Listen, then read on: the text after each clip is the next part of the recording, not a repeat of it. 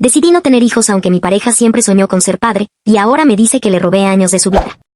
Llevo días dándole vueltas a si escribir esto o no, porque sé que en cuanto lo lea alguien va a decir que soy la villana perfecta, la mujer egoísta que dejó pasar el tiempo y, cuando ya era tarde, salió con que no quería formar una familia. También sé que habrá quien diga que nadie le roba años a nadie, que cada adulto toma sus decisiones y se hace cargo de ellas. Yo misma he estado saltando entre esas dos ideas desde que todo explotó. Así que lo voy a contar como pasó, porque necesito ordenarlo en mi cabeza y porque, sinceramente, ya no sé si fui honesta, cobarde, las dos cosas o algo peor. Tengo 34 años. Mi pareja, a quien voy a llamar Sergio, tiene 37. Estuvimos juntos casi 9 años. Y hace 3 semanas me dijo, mirándome como si yo fuera una desconocida, que le destruí el plan de vida y que le robé los mejores años para ser padre. Lo peor es que, en parte, entiendo por qué lo siente así. Pero también siento que él lleva años reescribiendo nuestra historia para que todo parezca culpa mía. Y hay una cosa que descubrí la misma noche en que me lo dijo que cambió por completo la forma en que entendí nuestra relación. Eso vino después, pero para que se entienda tengo que empezar bastante antes. Conocí a Sergio cuando yo tenía 25. Trabajábamos en el mismo edificio, en empresas distintas, y coincidíamos en la cafetería del primer piso. Él tenía una facilidad natural para hablar con cualquiera sin parecer intenso, y yo estaba en una etapa en la que quería sentir que mi vida empezaba de verdad. Venía de una relación larga, muy desgastada, y me había jurado no volver a meterme con alguien que me hiciera sentir que todo tenía fecha de examen, la relación, el compromiso, los pasos a seguir. Sergio era lo contrario al principio. Tenía humor, paciencia, una manera de hacer planes sencillos que no parecían una prueba. La primera vez que hablamos durante más de 10 minutos terminó acompañándome hasta el paradero porque se largó a llover y yo no llevaba paraguas. La segunda vez me invitó a comer sin ceremonias. La tercera me dijo, riéndose, que yo parecía una persona muy organizada por fuera y un desastre mental por dentro. Y acertó. Empezamos a salir y, como pasa a veces, lo que al comienzo parecía muy liviano se fue poniendo serio sin que ninguno lo empujara demasiado. A los 6 meses ya dormíamos casi todas las noches juntos. Al año compartíamos gastos sin haberlo formalizado del todo. A los 2 años nos mudamos. Si alguien me hubiera preguntado entonces si imaginaba envejecer con él, habría dicho que sí sin pensarlo. Si me hubieran preguntado por hijos, habría respondido algo mucho más confuso, algo como no sé, tal vez, más adelante, depende. Y sé que esa parte importa muchísimo. Yo no crecí soñando con ser madre. No tengo esa historia de desde niña jugaba a tener bebés. De hecho, durante mucho tiempo me incomodaba decirlo en voz alta porque parece que cuando una mujer no siente ese llamado automático la gente lo interpreta como frialdad, trauma o inmadurez. No odiaba la idea de tener hijos. Tampoco la deseaba. La veía como una posibilidad enorme, irreversible, para la que uno debería sentir una convicción real. Mi madre me tuvo joven, agotada, con muy poca ayuda. Amo a mi madre, pero también crecí viéndola arrastrar un cansancio permanente que nunca admitía porque todo el mundo la felicitaba por sacrificarse. Mi padre aparecía, ayudaba a ratos, se declaraba buen papá y seguía con su vida. Ella era la que nunca descansaba. Eso se me quedó grabado. No como rechazo absoluto a la maternidad, sino como una advertencia, no entres ahí por inercia, por presión o por miedo a quedarte sola. La primera vez que Sergio mencionó tener hijos fue bastante temprano, creo que cuando llevábamos 8 o 9 meses. Íbamos en un taxi después del cumpleaños de una amiga suya que acababa de anunciar su embarazo. Él dijo algo como que le hacía ilusión ser papá algún día, que se imaginaba enseñándole a andar en bicicleta a un niño y ayudando a una niña con tareas de historia aunque odiara la historia. Lo dijo con ese tono de fantasía tierna que usa la gente cuando nombra algo que no siente cercano. Yo sonreí y le dije la verdad, o la mitad de la verdad, que yo no estaba segura, que no era algo que tuviera claro. Él me apretó la mano y respondió, tranquila, falta un montón. En ese momento eso me alivió. Pensé que habíamos dejado el tema donde correspondía, en el futuro incierto. Hoy miro atrás y creo que allí empezó el problema. Yo sentí que había avisado. Él probablemente sintió que era una duda temporal. Durante los siguientes años el asunto aparecía y desaparecía. No como una discusión central, sino como esos temas grandes que se cuelan entre otros. Después de ver a un sobrino, al hablar de mudarnos a un departamento más grande, cuando alguien del grupo anunciaba otro embarazo. Él hablaba de cuando tengamos hijos con una naturalidad que yo a veces corregía y a veces dejaba pasar por cansancio.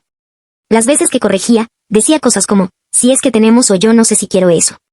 Él respondía, ya veremos, estás asustada, todavía no es el momento, cuando te sientas más estable lo verás distinto. Lo decía sin agresividad, casi con dulzura. Y eso es importante porque durante años confundí que no me presionara de forma brutal con que me estuviera escuchando de verdad. Hubo momentos en que intenté ser más clara. Recuerdo uno especialmente porque fue después de un almuerzo familiar horroroso. Su hermana había llevado a sus 2 hijos, ambos pequeños, y el almuerzo fue una guerra de llantos, jugo derramado, platos fríos y adultos sonriendo como si aquello fuera la máxima expresión de plenitud. En el auto de regreso yo estaba agotada y dije, casi sin pensar, cada vez creo menos que quiera esa vida. Sergio se quedó callado unos segundos y después me respondió, es que no sería esa vida, sería la nuestra.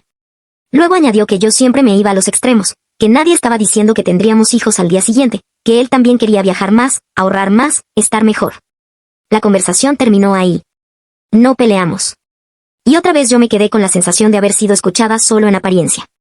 Con los años construimos una vida que desde afuera se veía sólida. Teníamos rutinas, amigos en común, proyectos domésticos, viajes, una cuenta compartida para gastos, incluso un perro al que adorábamos y que, bromeábamos, ya nos entrenaba como padres. Esa vida también me confundía porque me hacía pensar que quizá mi resistencia a tener hijos era solo miedo, que tal vez cuando llegara la estabilidad total el deseo aparecería. Pero la estabilidad total es un mito. Siempre faltaba algo, un ascenso, menos estrés, cambiar de departamento, arreglar una deuda, el próximo año. Y, en paralelo, cada vez que imaginaba de verdad un embarazo, un parto, los primeros años de crianza, sentía una opresión en el pecho, no ilusión. A los 30 entré en terapia por ansiedad. No fue por el tema de los hijos, aunque terminó saliendo inevitablemente. Mi terapeuta fue la primera persona que no me trató como un caso a resolver cuando dije que no sabía si quería ser madre. Me preguntó qué sentía yo, no qué esperaba la sociedad, mi pareja, mi reloj biológico o mi familia. Parece una tontería, pero para mí fue un descubrimiento. Empecé a desarmar muchas cosas, la culpa por no encajar en cierto modelo, el miedo a decepcionar, la costumbre de posponer conversaciones difíciles hasta que sea mejor momento. Porque ese es otro punto incómodo, yo no mentía cuando decía que no estaba segura, pero tampoco me plantaba con una claridad que probablemente ya estaba naciendo dentro de mí. Seguía diciendo no sé cuándo, en el fondo, él no se iba volviendo cada vez más firme. Y no lo decía así porque sabía lo que podía costarme. No es que Sergio fuese un monstruo o un manipulador obvio. Si lo hubiera sido, me habría ido antes y esta historia sería más sencilla. Era un buen compañero en muchas cosas. Cocinaba, se ocupaba del perro, recordaba mis citas médicas, me acompañó cuando falleció mi tía, fue paciente en mis temporadas más ansiosas. El problema es que en el único tema en que yo necesitaba que me oyera sin traducirme, él siempre parecía escuchar una versión más conveniente para él. Si yo decía me da miedo, él entendía quiero, pero me asusta. Si yo decía no lo visualizo, él entendía todavía no. Si yo decía quizá no sea para mí, él contestaba ya cambiarás. Y como todo eso venía envuelto en ternura, yo tardé demasiado en ver que también era una forma de invalidación. Cuando cumplí 32, su deseo de ser padre dejó de ser una idea lejana y se volvió tema recurrente. No diario, pero sí lo suficiente como para instalar una presión sorda. Empezó con comentarios sobre edades, que no quería ser un papá demasiado mayor, que le gustaría correr con sus hijos sin sentir que tenía la espalda destruida, que sus amigos ya estaban en esa etapa. Luego vinieron los cálculos, si esperamos 2 años más, luego otro embarazo, luego quién sabe. Yo sentía que hablaba como si el proyecto ya existiera y solo faltara calendarizarlo. Una noche le dije directamente, te escucho planear algo a lo que yo todavía no he dicho que sí. Él se quedó serio y me respondió, pero tampoco has dicho que no. En ese momento la frase me molestó, pero la dejé pasar. Ahora pienso que resume 9 años enteros. También influyó mi entorno. Mis amigas se dividían en 2 grupos, las que ya tenían hijos y me hablaban del amor más grande del mundo seguido de ojeras, resentimiento y falta de tiempo, y las que no querían tenerlos pero lo decían casi en secreto. Como si confesaran una falla moral. En reuniones familiares me preguntaban cuándo me animaría, si Sergio ya estaba desesperado, si no se me iba a pasar el arroz. Yo sonreía, cambiaba de tema y luego llegaba a casa con una sensación de encierro difícil de explicar. Sergio decía que ignorara esos comentarios, pero a la vez, en privado, volvía al tema como si el ruido externo confirmara que el reloj avanzaba. Empecé a sentir que la decisión sobre mi propio cuerpo se había convertido en una conversación pública de la que yo era el último eslabón. Hace un año ocurrió algo que debió obligarme a ser radicalmente clara. Una amiga muy cercana tuvo un bebé después de años diciendo que no estaba segura de querer hijos. Todo el mundo celebró su cambio de perspectiva. A los pocos meses, cuando nos vimos solas, lloró en mi sala. Me dijo que amaba a su hija, pero que se odiaba a sí misma por no haber sido más sincera consigo misma antes, que sentía que había tomado una decisión irreversible más por miedo a arrepentirse de no hacerlo que por deseo real. No me estaba diciendo que ser madre fuera un error, me estaba diciendo que había llegado ahí traicionándose un poco. Esa conversación me golpeó como un espejo posible. Esa misma semana le dije a Sergio que necesitábamos hablar en serio. Salimos a caminar con el perro y yo llevaba horas ensayando la frase. Se la dije de la manera más limpia que pude, que cada vez veía más probable no querer hijos nunca, que necesitaba que dejara de pensar en eso como un todavía. Que me asustaba que estuviéramos avanzando sobre una suposición falsa. Él guardó silencio bastante rato. Recuerdo que escuchaba nuestras pisadas y la correa del perro chocando contra su pierna. Al final me dijo que agradecía mi honestidad, que entendía que estaba pasando por un proceso, pero que no quería tomar decisiones drásticas basadas en miedos. Le contesté que no era solo miedo. Él dijo, entonces dame tiempo para procesarlo. Yo acepté, y quizás allí cometí uno de mis peores errores, porque otra vez convertimos una incompatibilidad enorme en una conversación aplazada. Durante los meses siguientes hubo una especie de tregua extraña. Él dejó de mencionar el tema. Yo interpreté ese silencio como reflexión madura. Nuestra convivencia incluso mejoró por momentos porque desapareció esa tensión visible. Viajamos, celebramos aniversarios, adoptamos un ritmo cómodo. Pero había algo raro en su manera de mirarme cuando interactuaba con niños, como si siguiera buscando pruebas de una futura conversión. Y yo, que ya me conocía mejor gracias a la terapia, empezaba a sentir dentro de mí una certeza que me daba paz y terror al mismo tiempo. No quería ser madre. No por ahora. No quizá más adelante. No quería. La primera vez que pude decirlo sola, en voz alta, en el auto, terminé llorando. No de tristeza exactamente. Más bien de alivio. Era como dejar de fingir para mí misma. Tardé todavía varios meses en decírselo así, con todas sus letras. Sí, sé cómo suena eso. Pude haberlo hecho antes. Pude haber terminado la relación en cuanto vi que nuestros proyectos se alejaban. Pero cuando vives casi una década con alguien, la idea de que una sola decisión dinamite todo te paraliza. Quieres creer que se puede negociar, que hay tiempo, que quizá la incompatibilidad no sea tan absoluta. Además, y esto también lo reconozco, una parte de mí tenía miedo de que decirlo con claridad significara perderlo. No porque quisiera retenerlo engañado, sino porque todavía amaba todo lo que sí funcionaba entre nosotros. Me aferré demasiado tiempo a ese amor, como si bastara para resolver una diferencia que no admite medias tintas. El punto de quiebre llegó hace 3 semanas, un domingo que había empezado de forma completamente ordinaria. Desayunamos tarde, sacamos al perro, hicimos compras.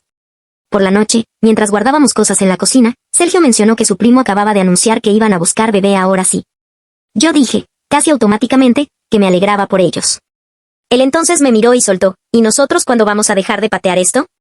Esa frase me cayó como piedra. Le pregunté a qué se refería con nosotros. Y me respondió, con una mezcla de cansancio y fastidio que no le conocía, a decidir. Porque yo no puedo seguir viviendo en pausa. Fue como si todas las conversaciones pendientes se empujaran de golpe. Le dije que para mí ya no había indecisión, que no quería tener hijos. Así, claro, sin adornos. Todavía recuerdo el silencio después de esa frase. No fue un silencio de sorpresa pura, sino de algo que por fin se decía sin escapatoria. Sergio dejó lo que tenía en la mano sobre la mesa y me preguntó, ¿nunca? Yo le respondí, no. No quiero ser madre. Vi cómo se le endureció la cara. Durante unos segundos pensé que iba a llorar. Pero no. Lo que vino fue peor. Me dijo que entonces le había mentido durante años. Que yo sabía perfectamente lo que quería y que lo mantuve ahí mientras él confiaba en un futuro compartido. Yo intenté explicarle que no, que al principio de verdad no estaba segura, que fui entendiéndome con el tiempo, que llevaba mucho intentando decirlo. Él se rió sin humor y me dijo, no me vengas con que lo intentaste decir. Siempre fue, ya veremos, más adelante, no sé. Mientras tanto me dejaste invertir 9 años en una vida que tú sabías que no iba a ser. Esa frase me partió en dos porque tocaba exactamente mi culpa. Pero antes de que pudiera responder, siguió. Dijo que él había sido paciente, que había respetado mis tiempos, que siempre me apoyó, y que yo le había pagado usando su amor como sala de espera. Después soltó la frase que no se me saca de la cabeza, me robaste años que yo ya no puedo recuperar. No estoy orgullosa de mi reacción. En vez de quedarme en lo importante, me defendí atacando. Le dije que nadie le roba años a un adulto que escucha lo que quiere escuchar. Que yo nunca prometí hijos. Que él pasó años tratándome como un proyecto de conversión. Que llamar paciencia a esperar que yo cambiara era muy conveniente. Entonces él explotó de una manera que jamás había visto. Me gritó que claro, que ahora yo iba a hacerme la valiente feminista independiente, pero que durante años disfruté de la comodidad de una relación estable mientras le escondía la única verdad que importaba. Dijo que si hubiera sido sincera antes, él habría tenido la oportunidad de rehacer su vida con alguien compatible. Y remató con algo que todavía me da escalofríos, no me dejaste elegir. La pelea duró horas, con pausas, llanto, silencios, reproches viejos que se mezclaban con ese núcleo principal. En algún momento él dijo que incluso había aguantado no presionarme porque me amaba demasiado como para arrinconarme, pero que yo convertí ese amor en una trampa. Yo respondí que no me presionó de frente porque estaba seguro de que el tiempo jugaría a su favor. Él lo negó. Luego admitió que sí, que pensaba que cambiaría de opinión cuando madurara ciertas heridas. Esa expresión me encendió. Madurar heridas, le repetí. ¿Tú quién eres para decidir que no querer hijos es una herida sin madurar? Y ahí volvió a esa mirada helada que me dolió más que los gritos. En medio de ese caos me dijo algo que, en el momento, pasó casi desapercibido porque estábamos los dos destruidos. Dijo, hasta hablé con tu hermana para entender cómo tocar el tema sin que te cerraras. Mi hermana y yo somos cercanas, pero ella jamás me había mencionado una conversación así. Tomé el teléfono ahí mismo, más por impulso que por estrategia, y le escribí. Ella me respondió casi al instante con un te llamo. Sergio se fue a la sala. Yo atendí en el cuarto, temblando. Mi hermana me dijo que sí, que Sergio le había preguntado hacía meses cómo me sentía respecto a tener hijos, que le preocupaba que yo me estuviera autosaboteando por miedo. Y que además le había confesado algo que ella no supo cómo decirme porque pensó que tarde o temprano él lo hablaría conmigo. Cuando le pregunté qué cosa, dudó. Y entonces me dijo que él había ido un par de veces a consultar, por su cuenta, opciones de fertilidad y tiempos. Porque estaba convencido de que el tema con nosotros era solo una barrera emocional y quería estar preparado para cuando por fin diéramos el paso. Eso ya me dejó helada, pero no fue lo peor. Mi hermana añadió que Sergio le comentó, como quien comparte un plan serio, que si yo seguía dudando un par de años más quizá él propondría casarnos primero y empezar a buscar enseguida. Porque pensaba que yo necesitaba sentirme totalmente segura de la relación para avanzar. O sea, mientras yo trataba de encontrar la forma menos destructiva de decir una verdad incómoda, él diseñaba estrategias para encaminarme hacia una decisión que ya daba por hecha. No era solo que me hubiera escuchado mal. Era que había montado toda una narrativa donde mis palabras no eran reales, solo obstáculos a superar. Salí del cuarto con el teléfono en la mano y le pregunté directamente si era cierto. Al principio me dijo que eso no venía al caso. Luego que si había hecho consultas normales porque cualquiera en su situación querría información. Le pregunté si de verdad pensó proponer matrimonio como un modo de acercarme a la maternidad. Me respondió, y esto lo dijo con absoluta seriedad, que no era manipulación, que era intentar construir un contexto en el que yo me sintiera lista para la vida que él sabía que en el fondo también iba a querer. En ese instante algo se rompió de forma definitiva. Porque una cosa es que dos personas se equivoquen leyendo la ambigüedad del otro. Otra muy distinta es que una de ellas descarte activamente la palabra de la otra y la reemplace por una versión más útil. Le dije que eso era justamente lo que llevaba años sintiendo sin poder nombrar, que nunca me creyó. Que para él mi deseo, o mi falta de deseo, era menos verdadero que su convicción de que yo cambiaría. Que ahora me acusara de robarle tiempo cuando él eligió invertirlo en una fantasía construida contra lo que yo le decía era brutal. Él respondió que yo estaba tergiversando, que cualquiera habría interpretado mis dudas como dudas y no como un no definitivo, y que sus consultas privadas no cambiaban el hecho de que yo tardé demasiado en hablar claro. En eso último tiene parte de razón, y es lo que me sigue carcomiendo. Esa noche no dormimos juntos. Al día siguiente él se fue a casa de un amigo. Yo me quedé en el departamento con el perro, en un silencio espeso que hacía eco de 9 años enteros. Pensé que quizá, con un poco de distancia, podríamos hablar como adultos y reconocer que ambos habíamos sostenido algo que ya no era viable. Pero las cosas se pusieron más feas muy rápido.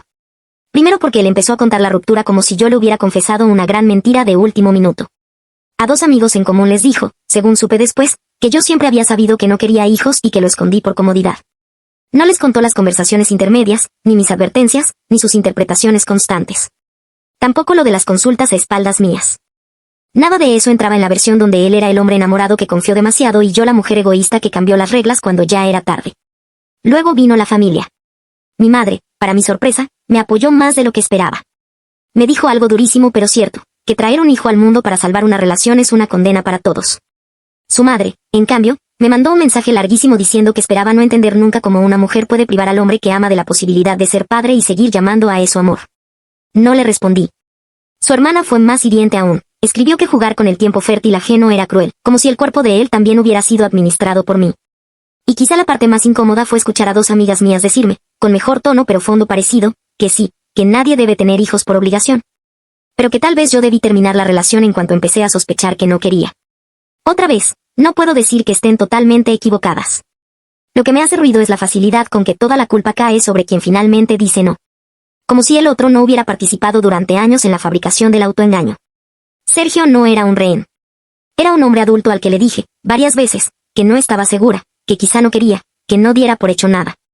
Su respuesta constante fue traducir eso a un idioma donde mi negativa todavía no contaba. Y sí, también es cierto que yo permití demasiado tiempo esa traducción. En vez de exigir que me tomara al pie de la letra, muchas veces cedía la comodidad temporal de dejar el tema difuso. No por maldad calculada, sino por miedo, amor, costumbre, cobardía, todo mezclado. Pero difuso no significa falso. Y dudar no es prometer. Hace una semana nos vimos para dividir algunas cosas de la casa. Fue una conversación mucho más fría. Ya no había gritos, solo cansancio. Él me dijo que estaba buscando terapia porque sentía una rabia inmensa y que no quería arrastrarla toda la vida. Me alegré de oír eso. Luego me preguntó, casi con curiosidad amarga, si alguna vez pensé en decirle que sí solo para no perderlo. Le respondí la verdad, que sí lo pensé, y que justamente por eso tardé tanto, porque una parte de mí quería querer lo que él quería. Él se quedó callado y después dijo algo que me dejó dando vueltas desde entonces. Entonces sabías que me estabas perdiendo y preferiste esperar igual. Le dije que también él sabía que podía perderme si seguía esperando una versión de mí que no existía. No respondió. Solo sintió como quien escucha algo pero no lo acepta. Al irse, antes de cerrar la puerta, me soltó: ojalá hubiera sido así de clara a los 27. No con furia, sino con una tristeza casi tranquila. Y esa frase me persigue porque tal vez resume lo único en lo que ambos coincidimos: ojalá. Ojalá yo hubiera tenido entonces la claridad y el valor que tengo ahora. Ojalá él hubiera creído mis dudas en lugar de administrarlas como una demora. Ojalá nos hubiéramos amado lo suficiente como para no sostener una compatibilidad imaginaria. No sé qué va a pasar con él y honestamente espero que encuentre a alguien que sí quiera lo mismo. También espero que yo pueda dejar de sentirme como una criminal por no desear una maternidad que nunca me nació. Estoy triste, culpable, enojada y extrañamente aliviada al mismo tiempo. Aliviada porque, por fin, la verdad dejó de estar sentada en una esquina esperando a que todos la miraran. Dolida porque el precio fue altísimo. Y confundida porque la forma en que él contó la historia a otros me hace preguntarme si de verdad es posible explicar este tipo de ruptura sin quedar como monstruo ante la mitad del mundo. Lo escribo aquí porque sé que la gente se va a dividir. Algunos dirán que él perdió años valiosos y que yo fui injusta al tardar tanto en cerrar la puerta. Otros dirán que nadie tiene derecho a esperar un hijo de otra persona solo porque la ama o porque el tiempo pasa. Yo, hoy, solo sé esto: no le prometí un hijo, pero tampoco fui lo suficientemente firme cuando entendí que la respuesta era no. Él no me creyó cuando dudé, y yo no me protegí cuando vi que no me creía. Nos enamoramos mucho, construimos algo real y aún así estábamos yendo hacia destinos incompatibles mientras fingíamos que era la misma carretera. Tal vez eso es lo más doloroso de todo, que no hubo un gran engaño único, sino pequeñas renuncias a la verdad repartidas durante años, hasta que un día ya no quedó nada que salvar. Así que sí, decidí no tener hijos. Y sí, mi pareja siempre soñó con ser padre. Y ahora dice que le robé años de su vida. Yo todavía no sé si esa frase es una injusticia o una condena que me gané a medias. Lo único que tengo claro es que habría sido mucho peor traer un niño al mundo para pagar una deuda emocional que nunca debió existir. Y aunque me parta reconocerlo, quizá el verdadero robo no fue el tiempo de uno o del otro, sino todos los años que ambos le entregamos a una versión inventada de nuestra relación. Esa donde él me escuchaba de verdad y yo me atrevía a decir las cosas cuando más importaban. Actualización. No esperaba volver a escribir aquí tan pronto.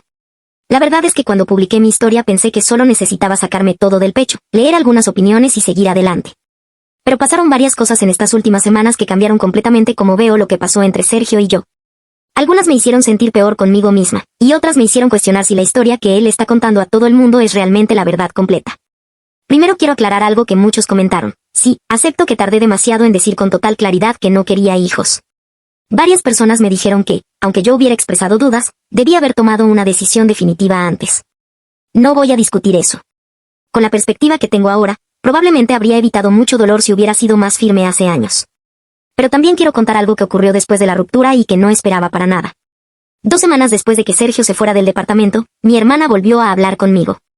Me dijo que había estado pensando mucho en nuestra conversación de aquella noche, la del teléfono, y que había algo más que no me contó en ese momento porque pensó que no era su lugar.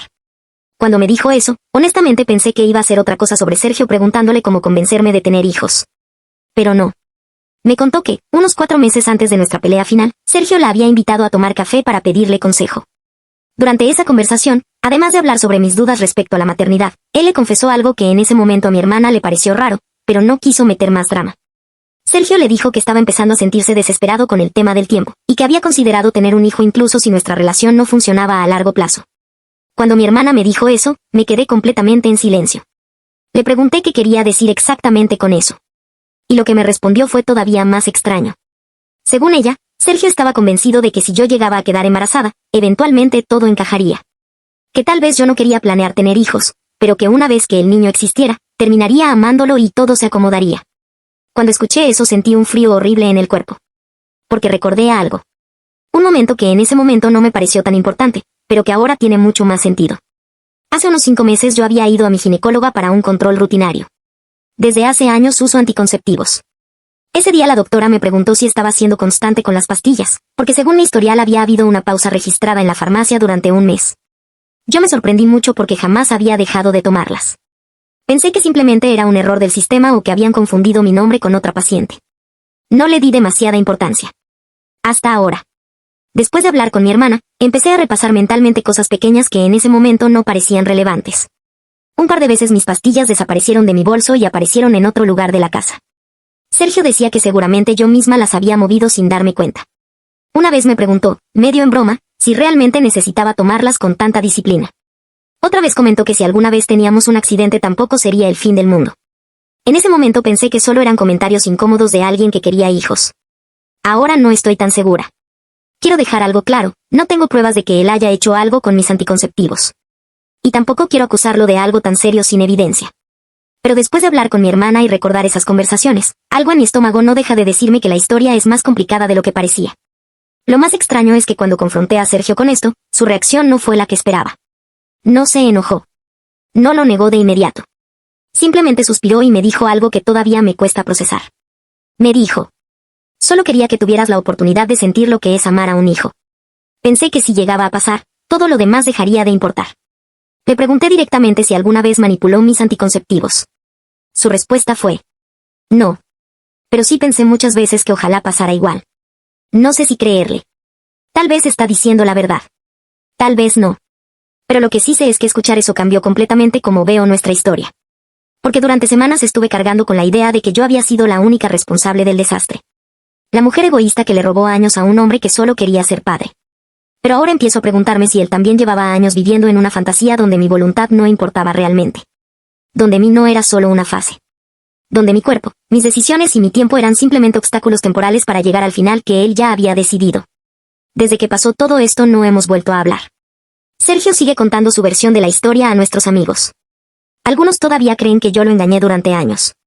Otros, después de escuchar lo que pasó con mi hermana, empezaron a verlo de otra forma.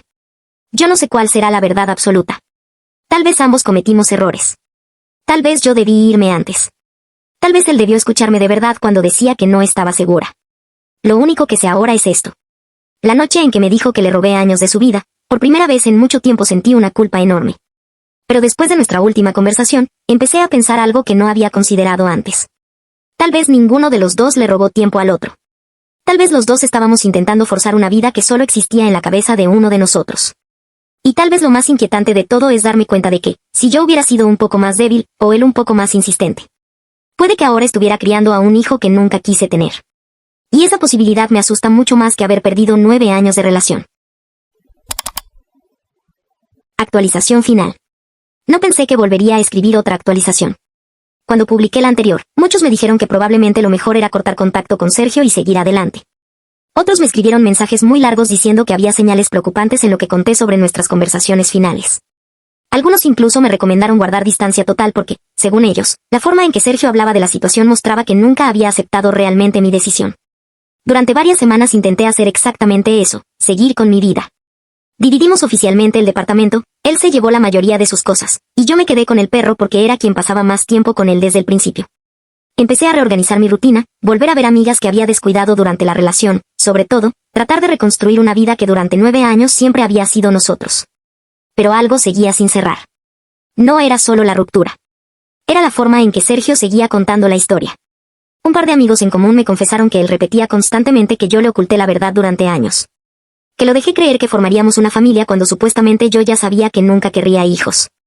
Eso me molestaba, pero traté de no engancharme demasiado. Cada ruptura tiene versiones distintas y nadie controla lo que el otro decide contar. Hasta que pasó algo que no esperaba. Hace unas 3 semanas, Sergio me escribió después de casi un mes sin hablar. El mensaje era simple. Decía que necesitaba verme para cerrar el tema de una vez por todas. Mi primera reacción fue decir que no.